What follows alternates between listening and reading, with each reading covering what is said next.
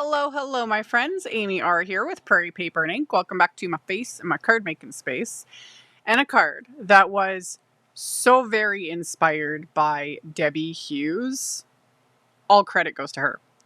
If you do not know who Debbie Hughes is, she also goes by the name Lime Doodle Design. I will link to her YouTube in the description box below the video.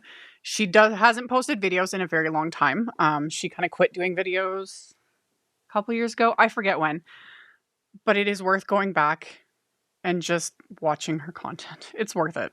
So inspiring and relaxing listening to her. So she is still active on like her blog and social media, things like that. So I will link to that as well because she participates in like the Simon Says stamp releases. And she did a card the other day using this Pixie Dust stamp set designed by Alberto Gava for Simon Says stamp, and it has a big floral, which I immediately was like, ooh, love. But I never in a million years would have thought, like looking at the set, to like do no line, things like that. One, I don't think of it very often because I don't do no line watercolor very often. But it has its own special look, especially in card making, in my opinion. And Debbie used it for that, and I just was like, jaw on floor, love it. So I was inspired. So that's what I did, is I did no line in my own style, used my own colors, pulled out a couple of oldie but goodie favorites to make my card, which a lot of you are going to recognize, and then added 3 different types of splatter because that's what I do. But again, if you don't follow Debbie or aren't familiar, check out her work. It's just so fabulous. Oh, I love it. I love it a lot. And yeah, that's what really got me into watercoloring in card making was following her and watching her, and just the way she would watercolor and the way she would add splatter really inspired me. Although I will also give Kathy Zielski the credit she deserves. She's the reason I bought the fan brush. Totally her fault. So they created a monster, is what it is. Anyway, this was really fun. I very much enjoyed doing this. And as always, I will have links in the description box below the video. I'll have all the supplies I used will be listed and linked.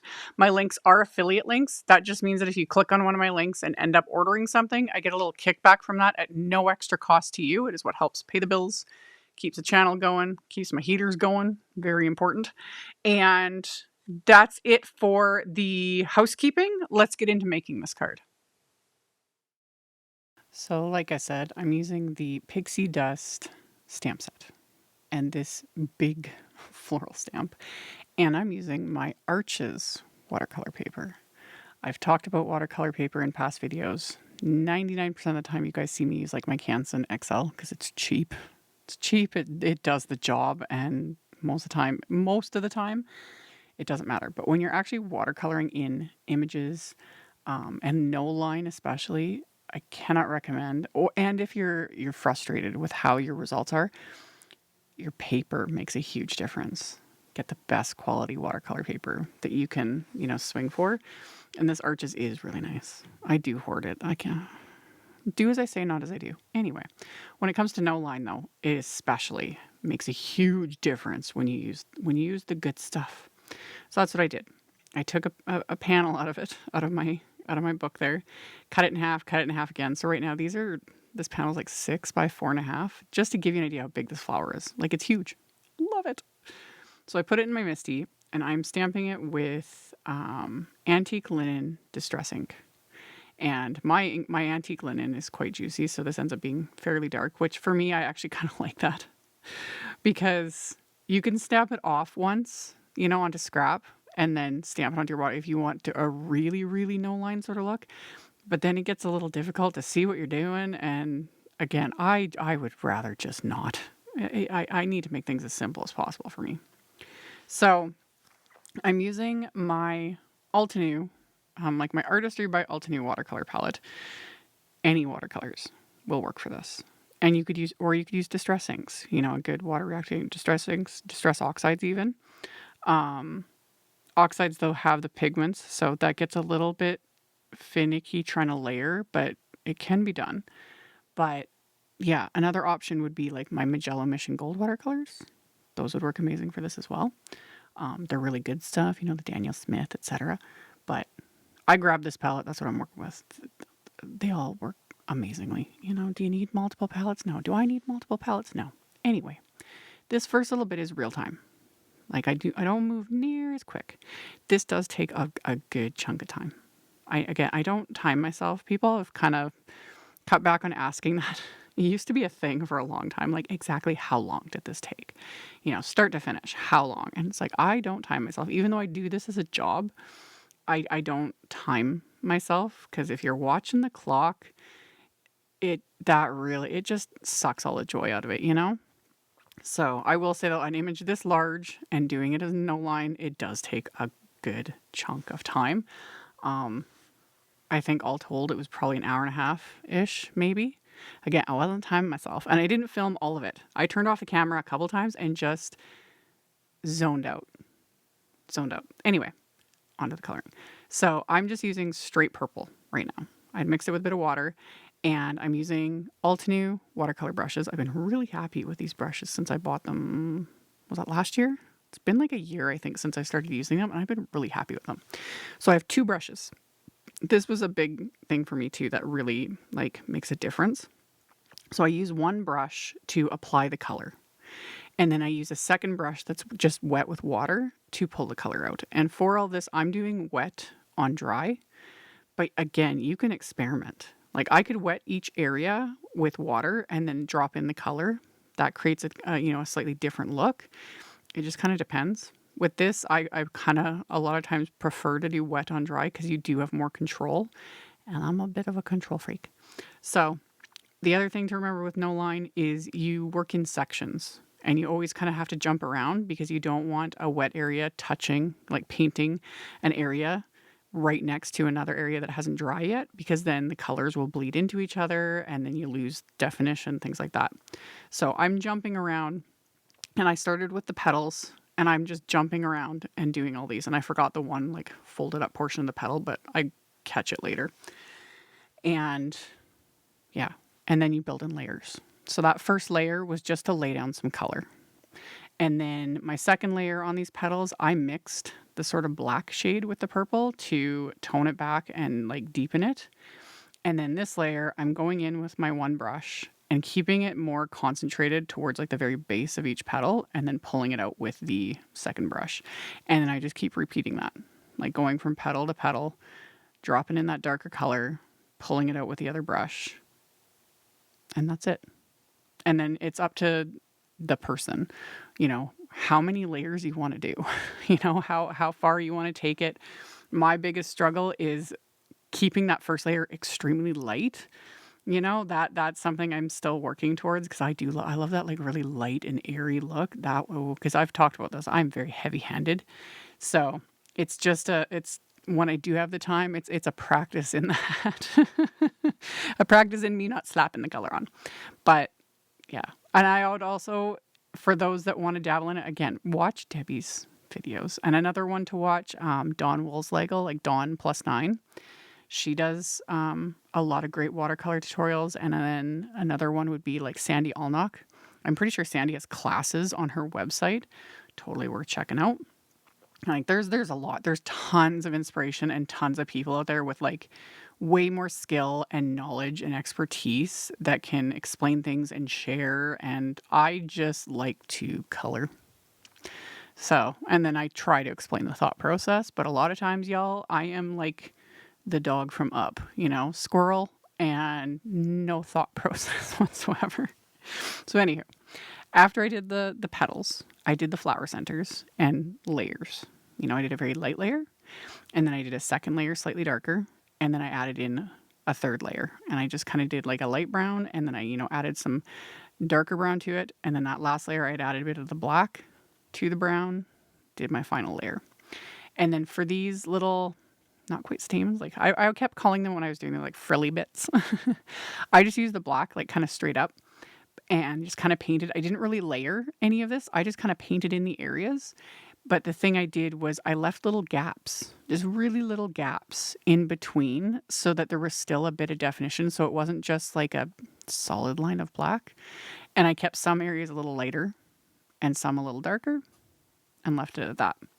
So then for the greenery, I'm going to do the exact same thing as how I did the petals. I just used a straight up green first, added some water to it, and then would drop in the color, paint on some with the one brush, and then I would use the second brush that just has some water on it to pull that out. And I'm going to go and work my way through all of the leaves and the stems with this first layer of green. Again, going in a little heavier handed, but that's okay. I was still happy with how this turned out. So again, like I would do that one leaf and then I went to the other leaf and like jumping around so that each area had enough time to dry before I painted right next to it. And then for my like second layer, I mixed greens and brown, whatnot, just kind of created like a deeper, like olive toned green to then drop in here and pull out with my brush and use and add detail. And again, I like these brushes. They come to a really fine point. So a lot of times as my brush would get a little more dry, but there was still color on it, I would kind of dry brush with it. And I was using that. I did that on the petals and I do that on the leaves as well, where I'm just like almost painting over the stamped lines with the watercolor brush, with the color. So yeah, it just works. It just works. So I kept working my way through and adding, and again, it's sky's the limit with how many, layers, if you want to start doing, color mixes, things like that. It's all just time, patience, practice. But the big thing, the paper, more than anything, because you can use like cheap watercolors, distress inks, a palette like this, or even like all the way up to the most expensive high-end artist watercolors. But if the paper is garbage quality or just very, very low student grade quality, you won't get as good of results. So when you use the good paper, the results are there. And again, but I'll still keep using my Canson XL, you guys. This stuff, I love my arches, but I save it for special occasions like cards like this. So anyway, after I went through and there I did a little bit of dry brushing. At the very end, this is all dry now, I took a black color pencil to add a bit more just definition, a bit more depth here and there. And it's hard to show on camera, but I'm not pressing very hard with this. I went in with a very light hand and I used it to kind of emphasize the frilly bits in the center and then, the base of the petals and the leaves, things like that. But again, just very light hand. You could use just more color pencils. Like you could use, some purple color pencils for the petals, greens for the leaves, things like that, just to add that depth and dimension. But I just used the black and just that little bit, just to give it that little extra something. And because this is Arches cold press, it's got a fair bit of texture to it. So it was kind of interesting how the texture picked up the color pencil. So you can kind of see it in the final photos a little bit, although again, I had a bunch of splatter. It just created a neat look and I was happy with it. How it just kind of, I can't even really fully explain it, but it's not smooth. It's very, very textured. So it picks up that pencil work in a neat way. And I really like how it did what it did. So once I was pleased with how this turned out, set down that color pencil and then I went in with the coordinating wafer die and then I die cut this. So I made sure I taped the die into place because I did not want that to shift after I put all that, time coloring it. So got that die cut. And there's my no line floral. Yeah, it's such a pretty stamp. And again, that was a 6-inch piece of cardstock. This stamp is like 7 inches high, something like that. Love it. Anyway, set that aside for my sentiments. I'm using the, this is also from the newest release. This is the Easy Strips birthday stamp set. I talked about this in recent videos. Simon Says Stamp came out with Easy Strips Rectangles Wafer die. It's like one die that die cuts a bunch of rectangles. And then they, you know, their pre-printed sentiment strips. They've released a few packs already, and they literally are labeled like Easy Strips, so they line up with that wafer die. And I remember saying in a recent video, I'm like, oh, I can see them down the road, like coming out with stamps to go with this. Yeah, that was already planned because this one came out. So the thing I love the most about this is that is one stamp, as you can see. It's like A2 size, 4 1/4 by 5 1/2 basically. And it's one stamp. So you stamp it, and in my case, I'm heat embossing it, but you stamp it, and then you can use the coordinating die, or if you don't have the coordinating die and you have the stamp set or those easy strips, this would be super simple to cut apart with a paper trimmer. The die just makes it more convenient. So I'm heat embossing this. So I use black cardstock and my anti-static powder tool, and then I stamped the stamp from the Easy Strips birthday with clear embossing ink, and you saw me ink it up and stamp it multiple times to make sure I got all the little bits.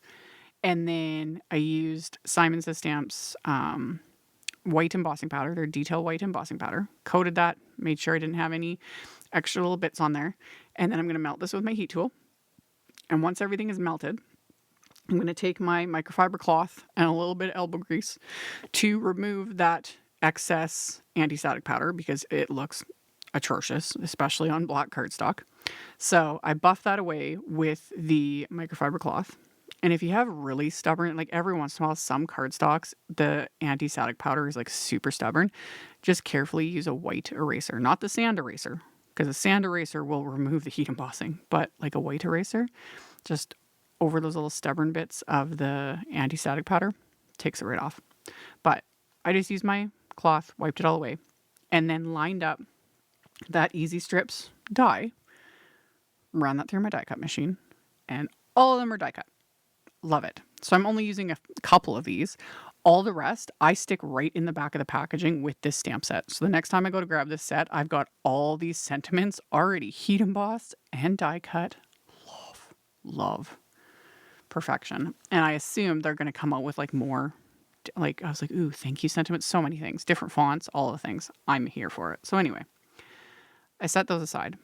And then an oldie but goodie favorite, the BOHO Circle Stencil. I've used this since, I don't even know how many times I've used this. I have used it many times. I love this stencil. So I lined it up on a panel of smooth white cardstock. I just used some Post-it tape to keep me from getting ink past the edge of the stencil. And then over that, I am blending Orchid Positively Saturated ink with a blending brush. So just getting that on there. And yeah, I love this stencil. It just works with so many things. You know, one of my faves. My stencil, like my stencil's literally stained. I've used it so much and worth it. Anyway, after I was done blending the ink over it, I always stick my Post-it tape pieces. I stick them at the top of my die cut machine. I use them until there's nothing left of them. Anyway, so I did that. And then another oldie but goodie favorite is the black and white stripe pattern paper. I've used this stuff for years. And I used it recently. I'll forget about it for the longest time. And then I used it in a somewhat recent video. Wasn't that long ago. And yeah, a couple of you had commented and you're like, the black and white stripes paper. Yes. Black and white stripes just go with everything. You know, it's like the little black dress of card making, in my opinion. So I adhered a strip of that to the bottom of the panel. And then I adhered a strip of some olive cardstock and then baker's twine, of course. So wrap some baker's twine around this panel and then reverse tweezers to hold the knot in place so I can sit and fiddle, make my little bow the way I want it. Once I'm happy with that, I can pull it tight, remove the tweezers, pull it tight again, trim off the excess. And then to adhere my floral, I am going to put some thin foam squares on the back of this. So that'll pop it up just a little bit, gives it a little dimension. Plus it makes it easier to adhere over the baker's twine because I leave a little gap where the baker's twine is. I also marked on the back with a pencil where that one area is going to hang over the edge so that I don't apply any adhesive past that. And then pop that into place. And then splatter. Do you need to add splatter? No. If it's not your thing, don't do it. I love splatter. I love splatter so much that I do multiple kinds more often than not. And I warned y'all I'm pretty sure it was even just the last video. I don't even know. I've been filming and editing and voicing over so many things, but I warned y'all in one of my recent videos that, you know, I went very, very, oh, maybe that one's not out yet. It's coming. Anyway, I went very, very low key and barely did any splatter. And then I joked, I was like, I'm going to make up for it in the next one. That's this one. So anyway, the first splatter was Paper Splatter Watercolor Liquid White Snowflake, which is shimmery splatter, Lerv. And then I added white gouache, stuck that on my palette, thinned that out, added a good healthy dose of that to this as well, using the fan brush that Kathy Zilski made me buy. And then I'm going to add a little bit of black splatter, which freaks people out sometimes, but oh, I love black splatter. So black gouache, hardly any. It always looks like a lot in camera, but this is hardly any. And this stuff, it is potent. So thin that out a little bit, and then I just add a little bit, not a ton. You know, I'm not trying to completely cover all that work I did watercoloring this image, but I don't know. I love the splatter. It makes me happy. So splattered that onto this card front as well. Set that all aside. And then I've got another panel of just white cardstock. And I'm going to stamp that floral onto this panel with that same orchid ink that I used to stencil the card front. So I'm going to ink this up with that ink and stamp that. And then I'm going to adhere another one of the sentiments that I'd heat embossed and die cut. So I'm going to adhere that and then adhere that to the inside of my card. And my card is Nina Desert Storm cardstock, a top folding A2 card. So 4 1/4 by 5.5 inches. And then this card front panel, I think it was like 4 by 5 yeah, because the card is 4 1/4 by 5.5, and then that panel was like 4 by 5 1/4 roughly. So I adhered that with Simon's Big Mama foam tape, and then I just trimmed off just that little bit of the leaves that were hanging over the edge. And then I'm going to adhere the sentiments that I'd stamped and heat embossed. I'm going to adhere those with a combination of some just foam squares and some craft tacky glue. Once I got those adhered into place, I'm still going to add some bling. And I'm using the Lilac Pawsitively Dazzling gems, which, looking at this container, I wasn't going to use these because it's not the right shade of purple. On screen, it looks fine. On the card, it looks fine. But I normally wouldn't think to use this color. It's a little more pink, but the reflectiveness of it just worked. It just worked. So I added a few, and then I decided to add a couple more just to finish off. So again, go big or go home. Why not? So I adhered those with little dabs of craft tacky glue. Once those are adhered, let the glue dry, and this card is complete. So, as always, thank you all so very much for hanging out with me, for thumbs upping, for commenting. I read all the comments. I try to respond as often as possible. I heart everybody's comments, things like that. It helps a ton, and I really do appreciate it. And then, like I said earlier, I'll have links to all of the things in the description box directly below the video, so you can just expand that and check it out if you are interested. And thank you all so much for watching. Subscribe if you haven't. I'd love to have you, and I'll see you all very soon in the next one. Bye. Thank you so much to my amazing Patreon supporters. For anyone that might be interested in joining my Patreon community and supporting me, the link to my Patreon is in the description box below the video. For everyone else, as always, thank you all so much for taking the time to watch my videos, for thumbs upping, commenting, subscribe if you haven't. I'd love to have you. And here's a couple other videos for you to check out in case you missed them. Bye!